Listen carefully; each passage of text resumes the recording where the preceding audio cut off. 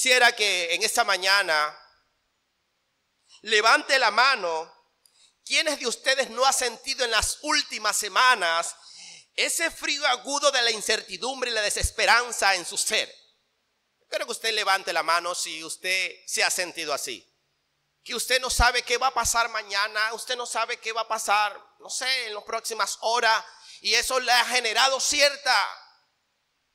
cierto frío extraño en su ser. ¿Le ha pasado? Si le ha pasado, levante su mano y seamos sinceros. Por levantar la mano no cobramos. Sí lo hemos sentido, hermanos. Y quizás no solamente no pudiéramos ir a lo general, sino a lo específico. ¿Qué diagnóstico, qué exámenes te hiciste médico y sientes que algo como que no está bien y que algo que te van a decir te genera ese cierto miedo, ese cierto frío?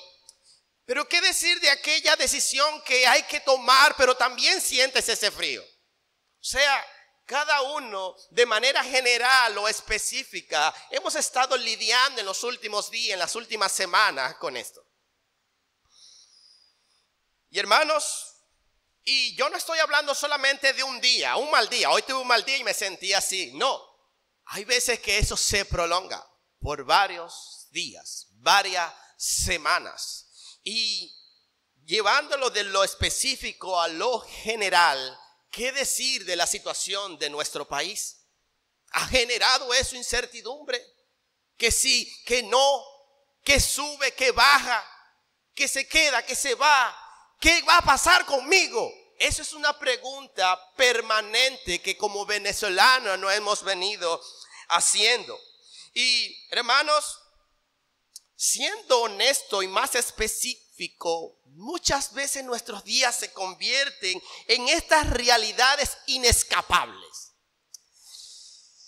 Yo no sé si usted en algún momento ha sentido un nudo en su garganta porque todo el esfuerzo de un mes de trabajo, cuando lo recibió, se le fue como agua y sal en sus manos. Yo no sé si usted en algún momento ha sentido el peso de la maleta que lleva a su hijo a mudarse a otro país. Y ese profundo dolor en su corazón que le dice adiós. Yo no sé, hermano, si usted ha pensado y se ha llenado de incertidumbre al considerar enfermarse. Es un temor para mí enfermarme porque las condiciones hospitalarias en el día de hoy no son las mejores. Yo no sé si a usted le ha pasado y ha pensado y se ha llenado de incertidumbre a ver sus hijos crecer, pero sin un futuro estable y definido. Hermanos, estas son realidades inescapables. Cada uno de nosotros hemos pensado en algo parecido en lo que yo he expuesto. Esos son solo pensamientos míos, pero que de seguro usted tendrá en común. Y hermanos, en medio de esta gran carga, en medio de estas cosas que llenan y abruman nuestros corazones, hay una pregunta que resuena. Señor, ¿realmente hay esperanza para mí? Señor, ¿realmente hay esperanza para mi nación? Señor, ¿realmente hay esperanza para mi matrimonio? Señor, ¿realmente hay esperanza para mi hijo que todavía no te sirve? Y hermanos, el cielo responde hoy de una manera inamovible. Sí hay esperanza. Sí hay esperanza. En Cristo hay esperanza, hermanos. Y a pesar de lo que venga, la palabra de Dios debe traer esperanza a nuestras vidas. Y es por eso que en esta mañana he titulado el sermón Manteniendo la esperanza cuando todo parece perdido. Manteniendo la esperanza cuando todo parece perdido. Y hemos leído un pasaje que habla de alguien que estaba desesperado y que le quedaba poquita esperanza, pero también de una mujer que posiblemente en 12 años había perdido la esperanza muchas veces, pero que Jesús, con su poder, con su señorío, con su autoridad, va a decirle: todavía hay esperanza. Y hermanos, ese es el propósito de este mensaje, de este sermón en esta mañana. Y para que vayamos en una línea secuencial de lo que el Señor nos quiere decir a través de estas dos historias, he dividido este pasaje en 3 puntos principales.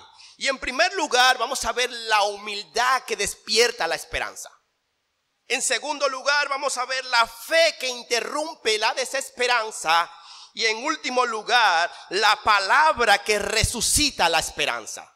Y hermanos, vamos a comenzar con la primera, la humildad que despierta esperanza, leyendo nuevamente Marcos 5, 21 al 24.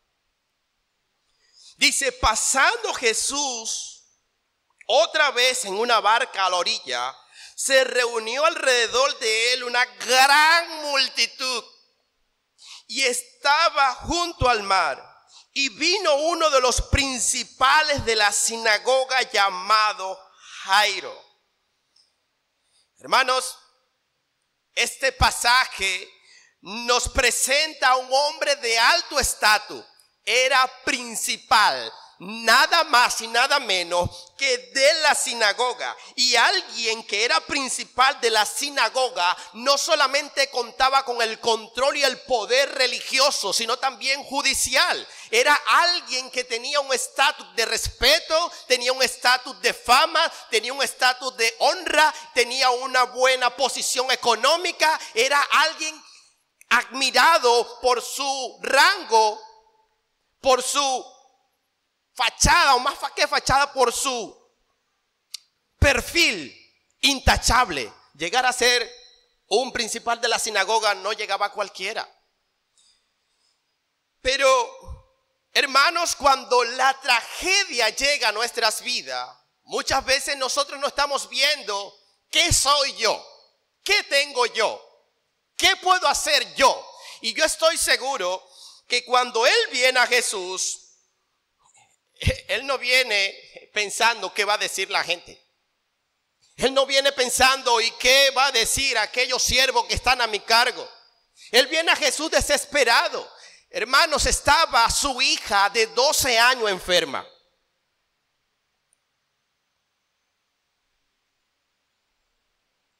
La salud de su hija iba en deterioro cada hora que pasaba.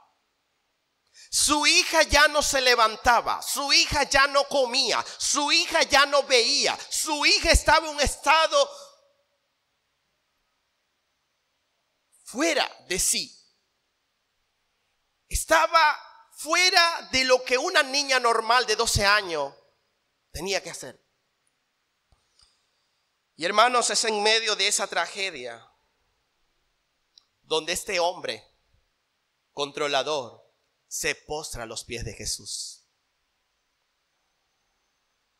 Dice el texto, cayó a sus pies. Él era el principal de la sinagoga y según el pasaje había una gran multitud. Lo que quiere decir que él iba a ser escarnecido públicamente por aquellos que le estaban viendo. Y hermanos, para Jairo, Jesús de Nazaret era un falso profeta, ¿sabían? Posiblemente Jairo había expulsado de la sinagoga a Jesús cuando sanó al hombre de la mano seca. Posiblemente Jairo había hecho complot para perseguir a Jesús. Pero ahora está Jairo frente a Jesús, no como un simple espectador, sino como alguien que necesita de aquel que hace milagro y da esperanza en medio de la desesperanza. Hermanos, el orgullo de este principal se vio derrotado por la necesidad de ver a su hija enferma. El exigir, mantener control, posición, distancia a Jesús, ahora él estaba en contra de lo que él había seguramente enseñado. Y hermanos, yo quiero que usted sienta el peso de Jairo. Piensa en un instante en la noche más oscura de su vida, no en cuando se va la luz, sino cuando el problema apremia. Piense en ese momento donde un ser querido está agonizando y la última palabra del médico fue: llévala a tu casa y dale tratamiento paliativamente para que muera tranquila.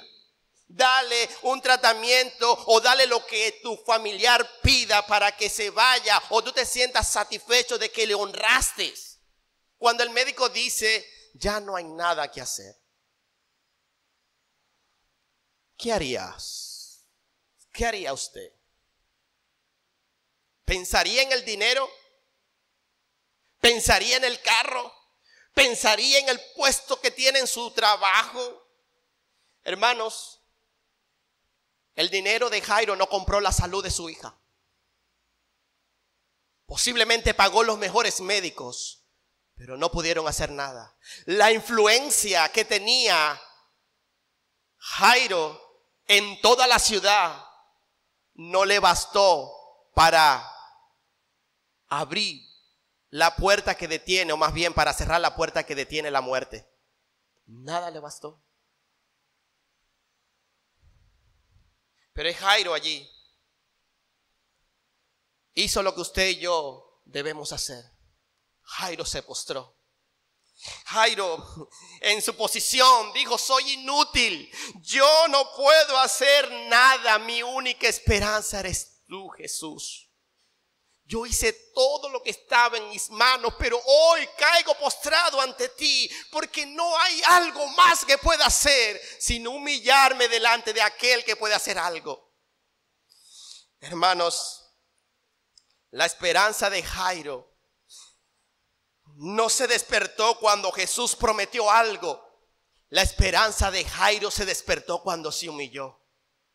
Él no esperó que Jesús le dijo: cree, haz esto para que tu hija sea sana. No, él se postró. Y saben algo, hermanos, la humildad es la ausencia, no es la ausencia de dignidad, sino el reconocimiento de nuestra insuficiencia.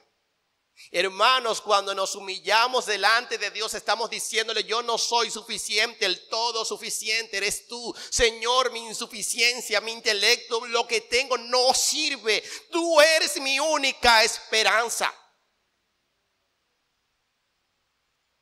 Por esto el pastor John Piper dijo: la debilidad es un regalo, no un obstáculo. Es la debilidad la que nos obliga a confiar en el poder de Dios. Fue lo que le dijo Dios o el Señor a Pablo: bástate en mi gracia, porque mi poder se perfecciona en tu debilidad. Es en nuestra debilidad donde el poder de Dios se hace visible, se hace potente. Hermanos, no podemos controlar nada, no podemos hacer nada. El control lo tiene Dios. Y este principio es una ley inmutable de Dios. Yo no sé si ustedes se acuerdan de aquel oficial llamado Naamán, aquel hombre sirio. Él tenía una buena posición, posiblemente usaba una vestimenta bastante llamativa. Pero debajo de esa vestimenta había un cuerpo hecho pedazos, estaba lleno de llagas, tenía lepra.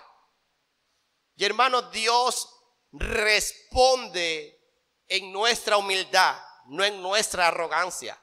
Y vean que la respuesta de Dios por medio del profeta Eliseo fue decirle a Naamán: anda y báñate 7 veces en el río Jordán, aquel río lleno de lodos. Y ese hombre dice: ¿acaso no hay aquí en Siria ríos mejores que ese? Hermanos, no se trata de lo que nosotros queramos, se trata de lo que Dios pide.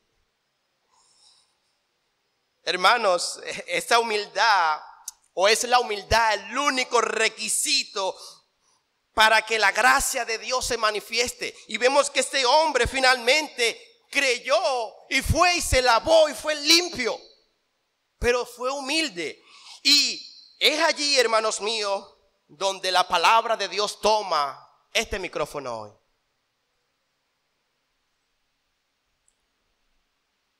Hermanos, ¿qué ha forzado la crisis en tu vida hoy? ¿Qué ha forzado ese problema en tu familia hoy en ti? ¿Humillación o orgullo?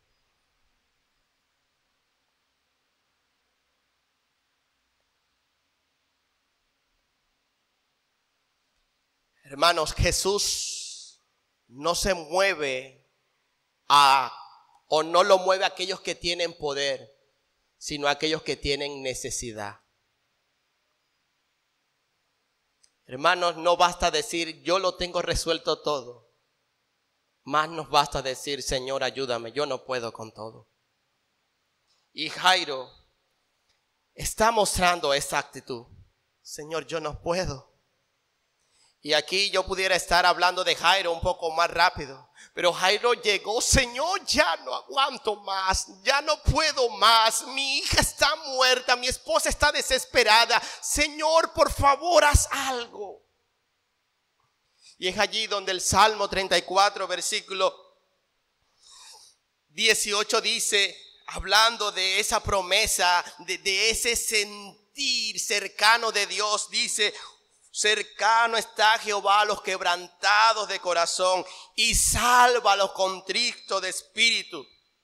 Y Santiago dice: el que se humilla será exaltado, pero el que se exalta será humillado. Jairo está humillado delante de Dios, y por eso la respuesta de Jesús es: vamos. Vamos a casa, Jairo. Vamos a ver a tu hija, Jairo. Vamos a ver qué está pasando, Jairo. Y hermanos, ¿usted creen que a Jairo se le despertó la esperanza? Cuando el Señor le dijo, vamos. Cuando el Señor le dijo, ya levántate. Yo hoy voy a tu casa. Yo hoy voy a intervenir en tu situación. Hermano, Jairo se llenó de esperanza. Esas lágrimas ya no eran de dolor, eran de esperanza. Y esas lágrimas no era por ver a su hija mal, era la esperanza, o esas lágrimas eran de la esperanza de ver a su hija levantarse. Amados hermanos,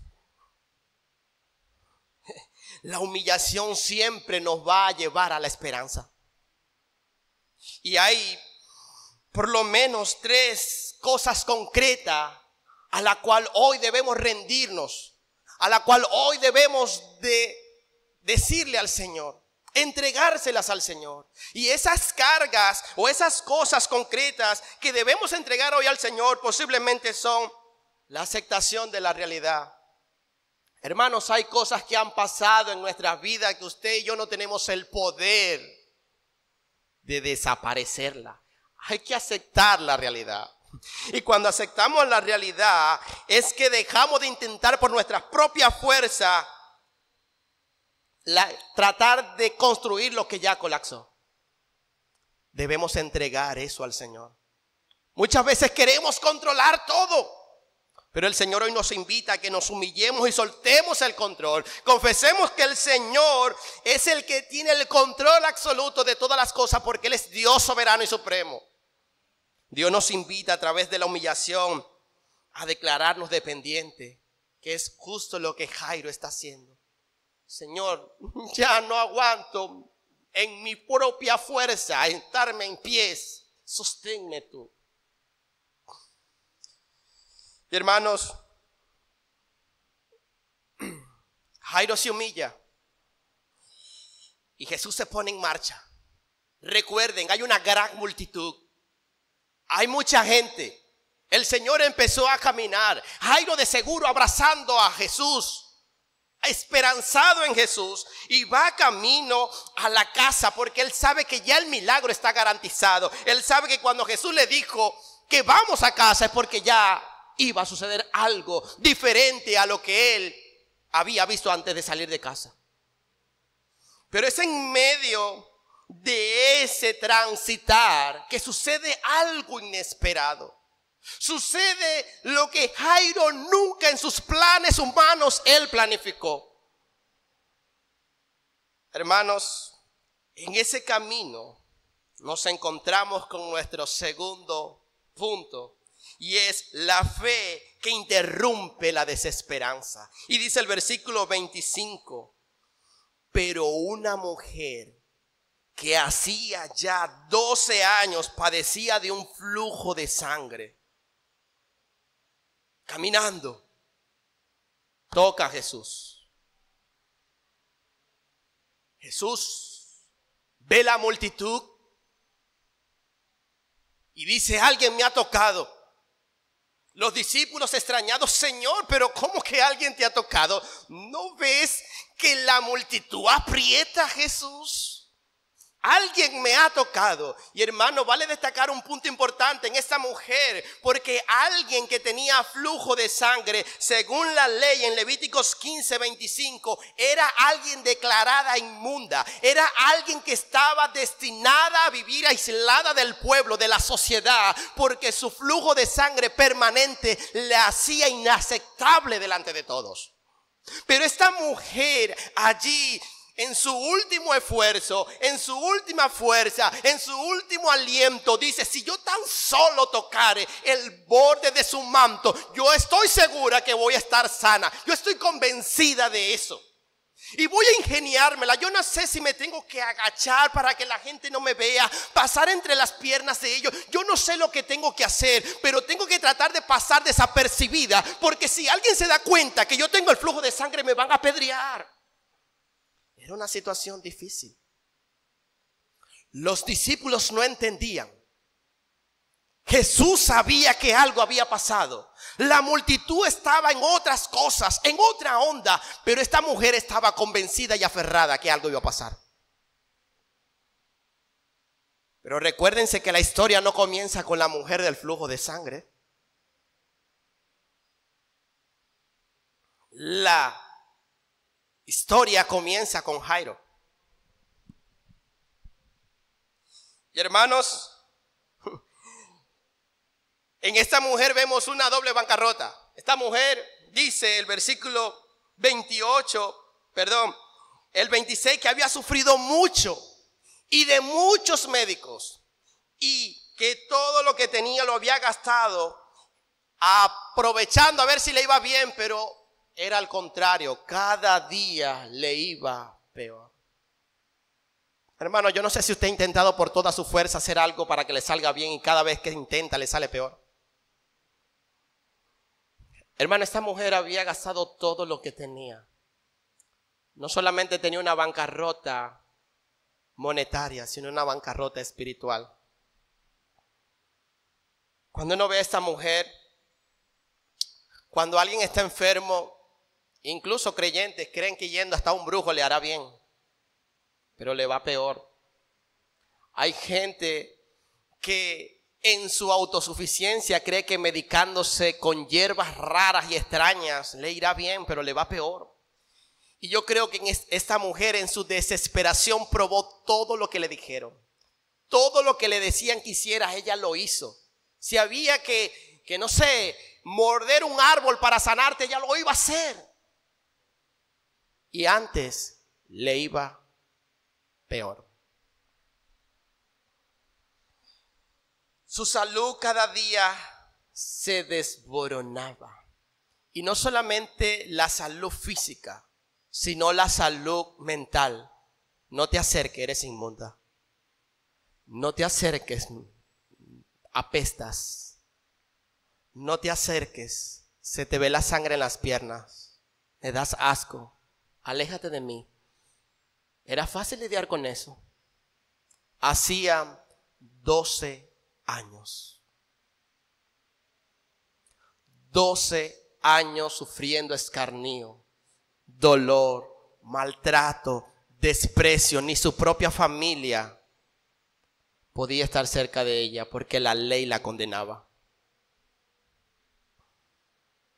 Pero esta mujer está convencida que si toca el manto del Señor será sana.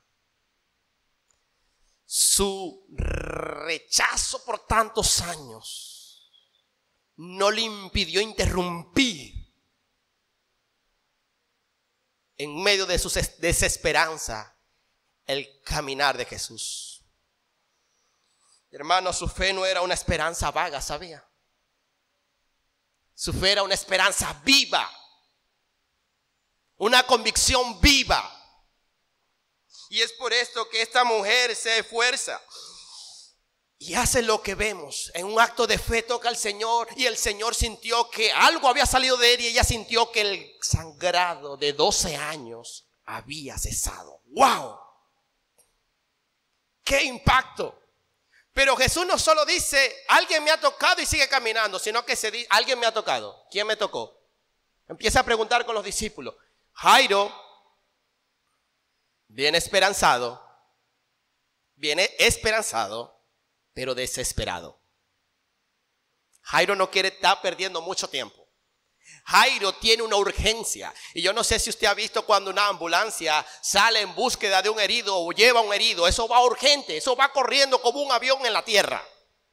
Bueno, Jairo necesitaba esa urgencia, pero ahora Jesús se detiene. Y yo quiero que usted se imagine por un momento a Jairo. En ese instante, él estaba pegado a Jesús. Seguramente había despejado, porque tenía influencia por medio de anillo de seguridad a la gente para que el transitar fuera más rápido. Pero ahora Jesús se detiene y se tarda o se atrasa. Hermanos, para Jairo en ese momento cada segundo era una eternidad. Y Jairo posiblemente sintió como un hielo en el estómago, porque él posiblemente decía, en el reloj de la vida de mi hija falta poco. Señor, apúrate. Pero no puedo apurar al maestro. Y estando allí, ahora Jesús empieza a hablar con esta mujer. Y esta mujer sale postrada ante el Señor. Señor, perdóname. Soy inmunda, pero perdóname. Esto no lo dice la Biblia, pero pudiéramos imaginárnoslo así. Señor, yo era impura, la ley me condenaba, pero yo estaba convencida que si te tocaba, tú ibas a hacer un milagro en mí. Señor, yo puse en ti mi esperanza, pero perdóname. Yo sé que no soy digna de ti. Yo sé que posiblemente hice el pecado más grave de mi vida, pero Señor, por favor, Señor, no me rechaces. Y me impacta la respuesta de Jesús. Y Jesús le dice, hija, tu fe te ha salvado. Hermano, imagínense esa mirada tan tierna, amorosa y llena de gracia de nuestro Señor. Hija, antes no eras hija. Antes vivías en desesperanza, alejada de Dios, alejada de todo. Pero hoy eres mi hija. Tu fe te ha salvado. Y no solamente la fe te ha salvado, te ha librado y te ha sanado del flujo de sangre, sino que te ha salvado tu alma. Ahora tú puedes estar confiada en Dios, porque la paz que sobrepasa todo entendimiento, la guerra, lo que te separaba de Dios, hoy ya es quitado. Lo que la ley te decía y te condenaba, hoy Cristo te perdona. Hermano, eso fue un impacto para la mujer, pero Jairo está esperando. El clímax de la gran multitud ya no era eufórica, sino expectante. ¿Qué pasó con esta mujer? ¿Quién es esta mujer? Esta era una mujer anónima, no era como Jairo, que era bien conocido. Era alguien anónimo. Era alguien que la gente quizás ni se acordaba quién era, porque era alguien que estaba desterrada de su sociedad. Pero es allí donde Jesús la pone en un lugar especial. Pero Jairo se está esperando. La emoción del momento de la mujer, del flujo de sangre, ha bajado la intensidad de la urgencia para atender la hija de Jairo. En el reloj humano ya faltaba poco, pero en el reloj de Dios era el tiempo propicio. Porque, hermanos míos, Dios responde la oración, pero no la responde en nuestras condiciones. Él la responde en sus condiciones. Y aunque Él a veces nos haga esperar, aunque Él tardare, tengamos la esperanza y la confianza de que Él va a hacer. Y Jairo estaba en ese momento. No era solamente, sí, ya, el Señor va a casa. No, ahora espera, Jairo. Hermanos, los pensamientos del Señor no son nuestros pensamientos, ni sus caminos son nuestros caminos. Hermanos, Dios piensa diferente a nosotros. Era necesario la tardanza. Y es allí donde el pastor John MacArthur dice: la fe salvadora es una fe activa, no es una fe solamente que está pasiva cuando ya se deja de ver lo que tú crees que iba a suceder. La fe es algo que no se ve, pero se espera con convicción. Jairo tenía la esperanza de que Jesús iba a casa, pero ya voy, Jairo. Ya voy. Ya voy, Jairo. Espérate, Jairo. Espera, Jairo. Y hermanos, para la mujer del flujo de sangre, su fe en el tocar el manto era una esperanza. Pero para Jairo el milagro de la mujer era un retraso. Para él no era esperanza, era una desesperanza. Mi hija puede morir. Y es allí, hermanos míos, donde no quisiera pasar esta parte sin reflexionar ahora en nosotros, porque la historia es muy emocionante. Pero ¿qué de nosotros? ¿Qué hay de mí cuando Dios tarda en responderme cuando dijo que iba a responder?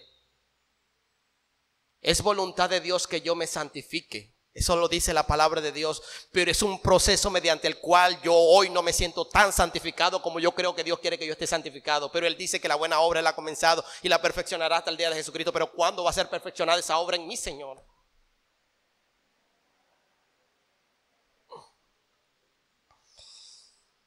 Y es por esto que la fe nos exige hoy que nos detengamos a reflexionar en lo siguiente. La mujer tuvo una fe activa, la llevó a actuar. Usted y yo seguiremos paralizados por la continua inflación, incertidumbre que hoy apremia a nuestro país. O interrumpiremos con fe diciendo: Señor, tú eres mi provisión. Señor, yo voy a buscar primeramente el reino de los cielos y su justicia, porque todas las demás cosas tú las suplirás. Señor, tu palabra dice: ¿acaso vuestro Padre Celestial no sabéis de qué tenéis necesidad? Señor, ayúdame a descansar en eso. El dólar va a subir a 100,000 millones. Pero Señor, mi esperanza está puesta en ti. Tu palabra dice que tú alimentas las aves del campo. ¿No hará mucho más eso con tus hijos, Señor? Hermanos, seguiremos aceptando el diagnóstico de divorcio, de separación. Porque bueno, hay que buscar la paz. La Biblia dice: busca la paz y síguela. Pero Dios quiere que busques la paz con tu esposa y tu esposo, no solo. Es por eso que vas a interrumpir hoy en fe y a decir: Señor, yo no puedo hacer más nada por mi propia fuerza, y yo hoy entrego mi matrimonio a ti. Haz con él conforme sea tu voluntad. Ya yo he intentado hacerlo todo y he fracasado. Los 12 años de la mujer del flujo de sangre, pero yo hoy toco tu manto.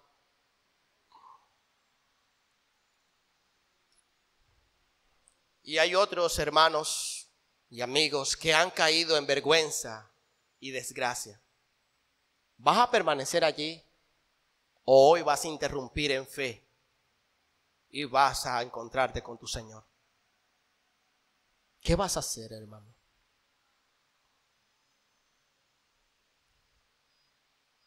¿Qué vas a hacer? Y eso nos va a llevar en esa misma reflexión a nuestro tercer punto. La palabra que resucita la esperanza. Ahorita les decía que el milagro de la mujer fue glorioso. Para esta mujer fue algo impactante, memorable, inolvidable. Pero Jairo está allí expectante. Y quizás Jairo con el dedito así aquí en el hombro: Señor, acuérdate de mi hija. Señor, ya ha pasado mucho tiempo hablando. Señor, ¿tú escuchas? Y en ese momento viene un mensajero corriendo a toda prisa. Versículo 35. Viene corriendo, exhausto, afligido, cansado. Señor, Jairo, lamento decirte esto, pero tu hija ha muerto. Yo sabía. La esperanza y la poca fe que había venido sosteniendo a Jairo hasta ese momento, ahora se ve truncada por la mala noticia de lo que él nunca quería escuchar. Jairo, no molestes más al maestro. Jairo, no te humilles más. Tu hija ha muerto. Ya no hay nada que hacer. Resígnate. Jairo dentro de sí estaría diciendo: si esta mujer no se hubiese metido en nuestro camino, de seguro hubiéramos llegado a tiempo. Si esta mujer no hubiera salido de entre la multitud y hubiese estado hablando con Jesús, seguramente mi hija estuviera viva. La desesperanza de Jairo, la esperanza de Jairo se había pulverizado. Se había vuelto nada. Pero es allí, hermanos, en esa desesperanza de Jairo, donde Jesús le dice algo que sigue resonando en tus oídos y en los míos. Jairo, quizás Jesús le dice: Jairo, reacciona. Jairo, veme a mí. Veme a los ojos, Jairo. Versículo 36. No temas, Jairo, ten paz. Jairo, no temas, cree solamente. Jairo, tu hija no está muerta, sola, duerme. Señor, pero él está diciendo que él estaba en la casa, él viene de allá que murió. Jairo, yo no sé si usted a veces ha estado en una noticia así tan abrumadora y usted está como fuera de sí, entra en un estado de shock, usted no sabe qué hacer, pensar, analizar. Jairo, escucha. Solamente cree. No temas. No temas, hermano mío. No temas. Todavía vive. Hermanos, y aquí el mandato de Jesús no es una sugerencia. Ya voy, Jairo, no temas. Vamos a ver si todavía está viva. No. Es una palabra de absoluta autoridad.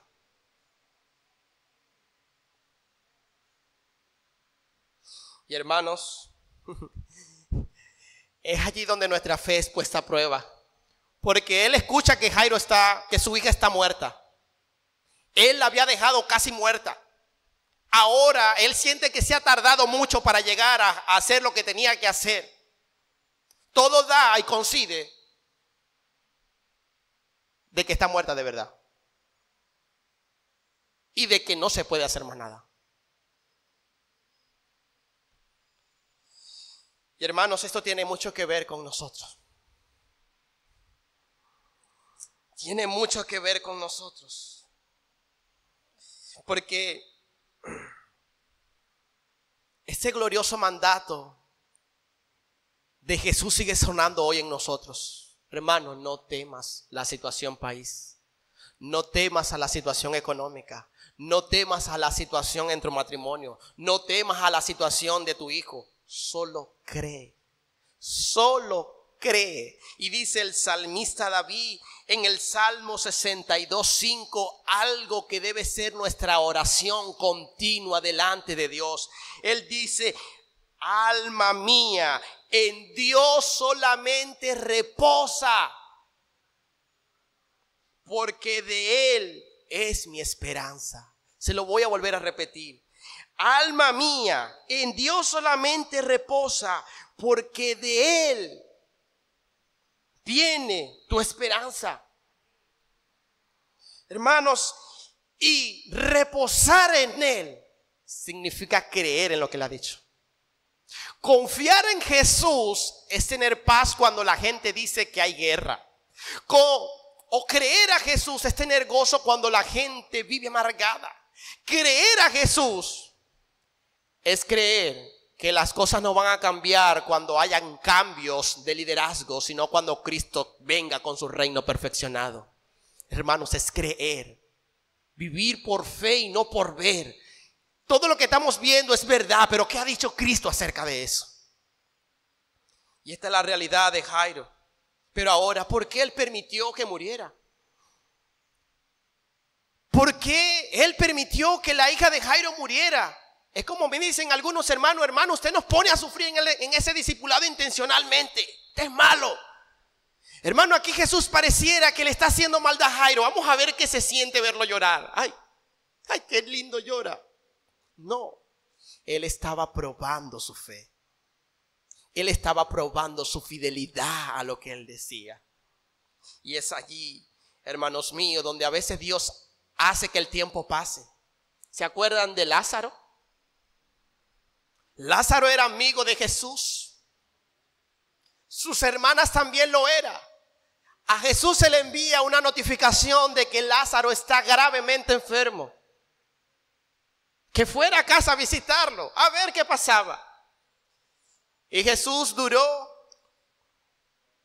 lo que él mejor le pareció en su calendario y horario, 4 días.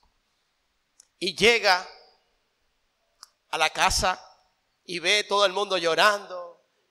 Ve a su hermana y le dice, Señor, Marta dice, Señor, ya llegue.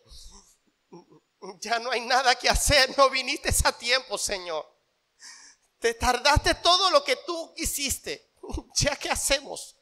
Marta, quita la piedra.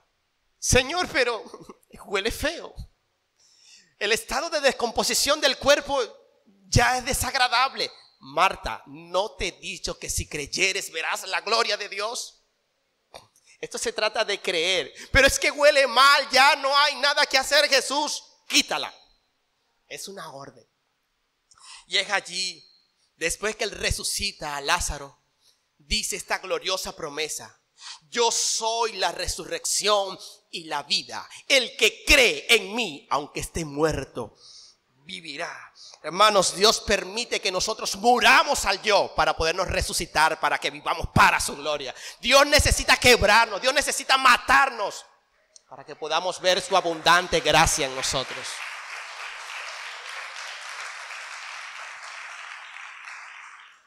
Así que si Dios permite que tu fe hoy esté atravesando por el valle de sombra de muerte, no temas, cree solamente. Porque su vara y su callado te infundirán aliento. Su misericordia, su gracia, su amor te perseguirán, te seguirán todos los días de tu vida. Pero no temas, cree solamente. Y hermanos, Dios necesita probarnos. ¿Y saben por qué? Dios necesita probarnos. Y dice el apóstol Pablo en esta misma línea de pensamientos, en el capítulo 5 de su carta a los Romanos, versículo 3 al 5. Y no solamente esto, sino que nos gloriamos en las tribulaciones. ¿Quién se gloría en el mal? Los creyentes que creen.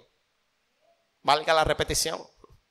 Aquellos que creen pueden gloriarse en medio de la tribulación porque entienden que la tribulación produce paciencia, y la paciencia carácter probado, y el carácter probado esperanza. Y ¿saben algo, mis hermanos? La esperanza no defrauda. Los que creen en Cristo jamás serán avergonzados, hermano. Los que tienen puesta su esperanza en Jesús jamás serán avergonzados. Pero la situación está terrible, sí, pero si yo he creído y si tú has creído, no serás avergonzado. Eso lo dice el Señor. Y si lo dice el Señor, así es. Amén, Señor. Pero queridos hermanos, no nos hemos salido de la historia de Jairo. Ahora, otra vez, con los hombros abajo, Jairo va camino a casa. Porque Jesús le dijo, cree solamente. Pero yo no sé si a usted le pasa que usted cree, pero Señor, ayúdame en incredulidad. Yo voy caminando, pero... Y pensando, ¿será que es verdad que va a resucitar? Por eso Jesús tuvo que orar por nuestra fe. Jesús le dice a sus discípulos, el diablo os ha pedido para zarandearlo, pero yo he rogado para que su fe no le falte. Jairo iba allí, sostenido solo por la gracia de Cristo, literalmente. Y llega a casa y los gritos de su esposa no se dejan de escuchar. Jairo, mi hija murió, Jairo. Ya no hay nada que hacer. Era tan tierna, tan dulce. Cada mañana me levantaba a hacerle desayuno, a peinarla, a abrazarla, a besarla, y ya no está Jairo. Ya todo finalizó, Jairo. Ya los esfuerzos, todo, Jairo. Jairo, nos quedamos sin hija. Tuvo que haber sido desgarrador ese llanto, ¿verdad? Y la gente acumulada como siempre, los espectadores también etiquetados como chismosos. Ay, pobrecito. Y diciendo, y eso que era el principal de la sinagoga, viste que la plata no le alcanzó. Y algunos fingían lágrimas, ay, lloraba, ay, pobrecito. Sentido pésame, Jairo, sentido pésame, pesa de Jairo. El Señor la tenga en su santa gloria. Jesús le dice, salgan todos de aquí. Se van todos, solo va a entrar la mamá, Jairo, Jacobo, Juan y Pedro. No quiero a más nadie aquí. Y se burlaban de Jesús. Si se murió, él cree que la va a resucitar. Sigue creyendo Jesús. Hermano, esa es la voz del diablo. Jesús ha dicho que creamos que Él va a hacer. Y el diablo nos dice, sigue creyendo. Yo he visto a muchos creyentes. ¿Y tú crees de verdad? Hasta los demonios creen y tiemblan, pero no creen. Que no son salvos no creen para salvación. Y el diablo va a decir muchas cosas y Jesús los espanta, fuera de aquí. Y hermanos, en esa intimidad, posiblemente la expectación, el llanto, ya la mamá estaba tratando de calmarse, pero el gemido salía del alma. Jesús se dirige a esta niña y le dice unas palabras en arameo que marcaron tanto la vida de esa familia como la vida de todo aquel que vio. Dice, Talita Kumi. Talita Kumi. Hermano, estaba muerta. Y aquí Jesús le dice, en esa traducción en arameo, es, niña, a ti te digo, levántate. Niña, a ti te digo, levántate. ¿Y qué sucedió? Se levantó y comía. Hermano, nuestro Dios es un Dios glorioso. Hermanos, la resurrección es de esta niña, es el evangelio puro, es el poder de Dios para salvación y para levantar de entre los muertos al muerto. Hermanos, ¿sabe por qué Jesús la levantó? Porque Él es el único que tiene el poder sobre la muerte. Lo que usted y yo no tenemos, Él lo tiene. Él es todo suficiente. Él le puede decir a la muerte, oh muerte, ¿dónde está tu aguijón? Oh, ¿dónde, sepulcro, tu victoria? Hermanos, Cristo venció la muerte. La muerte no lo pudo retener y por eso se levantó al tercer día. Y hoy nos da esperanza al decirnos, Talita Kumi, Él nos va a levantar cuando Él venga. Así muramos, aunque estemos muertos, viviremos. Porque si vivimos para Él, vivimos. Y si morimos para Él, morimos. Sea que vivamos o que muramos, somos del Señor. Hermanos, que su palabra vivifique nuestro ser. Que su palabra hoy encienda esa esperanza viva en nosotros. Que esta palabra sea el combustible para seguir creyendo en esperanza contra esperanza como hacía Abraham. Que a pesar de tantas dificultades se le ofreció un hijo, pero ¿cuándo va a venir el hijo? Tengo 100 años, mi esposa tiene 90, ya pasó la más pausa. Ya no hay más nada que hacer. Pero fue allí donde Dios se glorificó. Y él creía, dice la Escritura, esperanza contra esperanza. Porque él creía que Dios iba a hacer de él una gran nación, como se le había dicho. ¿Cree usted lo que Dios le ha dicho? ¿Está usted convencido de eso? ¿O cree que en este tiempo la llama de su esperanza ha ido apagándose? Hermanos, el mensajero del miedo siempre va a llegar a tu vida. Así como llegó este mensajero, siempre va a llegar un mensajero a nuestra vida que nos va a decir, tu economía ha muerto. Tu escasez es permanente. Pero la palabra de Dios nos dice No temas. Cree solamente a aquel que provee todas las cosas según su voluntad. El mensajero nos va a tocar la puerta y nos va a decir así hasta bonito en el oído: esta familia que tú tienes es un desastre, es disfuncional, no sirve, no te esfuerces más, no vale la pena, búscate a otra, búscate a otro.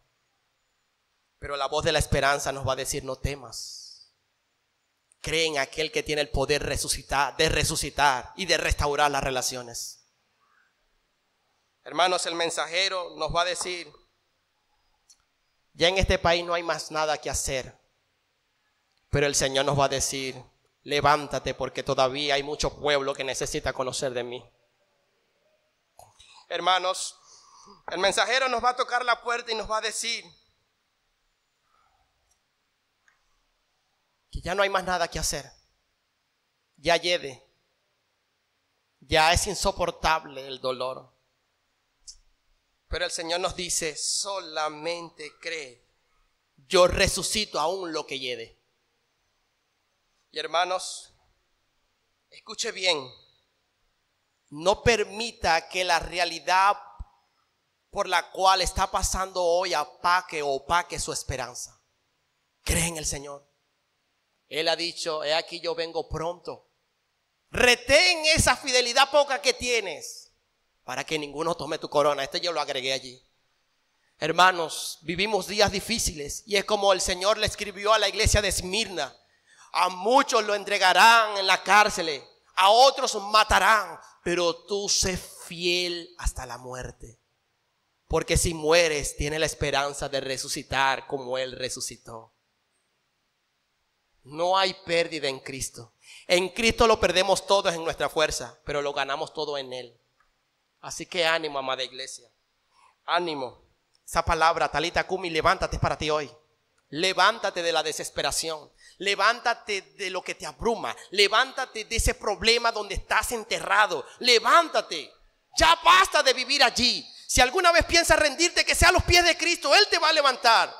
No te postres delante de ninguna circunstancia. Póstrate delante de aquel que te va a dar esperanza. Y ya para terminar, yo estoy seguro que aquí nos están visitando algunos amigos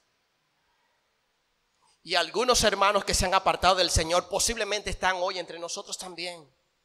Y quiero decirles a ustedes: todavía hoy hay esperanza. Si has pecado, la Biblia dice que abogado tenemos para con el Padre, a Jesucristo el justo, quien es la propiciación por nuestros pecados. La Biblia dice que si confesamos nuestros pecados, Él es fiel y justo para perdonarnos y limpiarnos de toda maldad. Por eso, amigo que estás aquí sin Cristo, corre a Él ya. Póstrate como Jairo. Aférrate de Cristo como la mujer del flujo de sangre.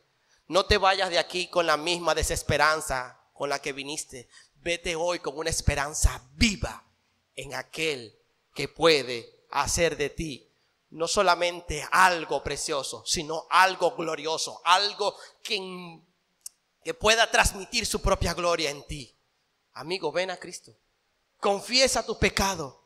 Recuerda, Él es fiel y justo para perdonar. Y amada iglesia, hay un himno que dice: mi esperanza está en Dios, desde hoy y para siempre. Mi esperanza está en Dios hasta el final. Hasta el final mantenga su esperanza en Cristo. Puestos en pies, vamos a orar.